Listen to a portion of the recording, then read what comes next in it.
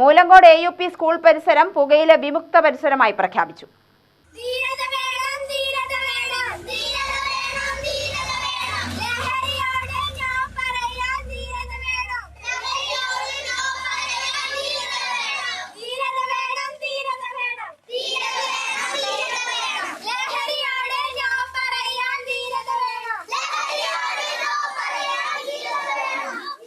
AUP സ്കൂളിലെ വിദ്യാർത്ഥികളെയും അധ്യാപകരെയും പരിസരവാസികളെയും പങ്കെടുപ്പിച്ചുകൊണ്ടാണ് റാലി സംഘടിപ്പിച്ചത്. വിദ്യാർത്ഥികൾ പ്ലക്കാർഡുകൾ ഉയർത്തിയാണ് റാലിയിൽ മുന്നേറിയത്. കടകളിലും പുകയില വിമുക്ത ബോധവൽക്കരണം നടത്തി.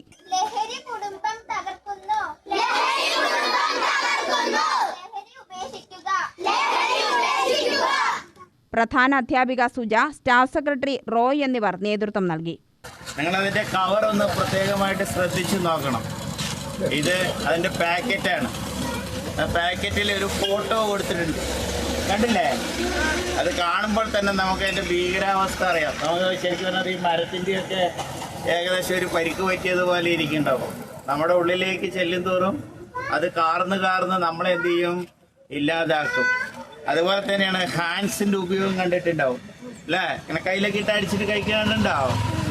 അതിൻ്റെ ഉള്ളിൽ ചെറിയ കുപ്പിച്ചില്ലിൻ്റെ തരികൾ വെക്കും. ഓരോ തവണ വെക്കുന്തോറും കുപ്പിച്ചില്ലിൻ്റെ ചെറിയ അംശങ്ങൾ നമ്മുടെ ശരീരത്ത് മുറിവുണ്ടാക്കും. ആ മുറിവിലൂടെ ചെറിയ ഒരു ലഹരി ആഴ്ന്നിറങ്ങും.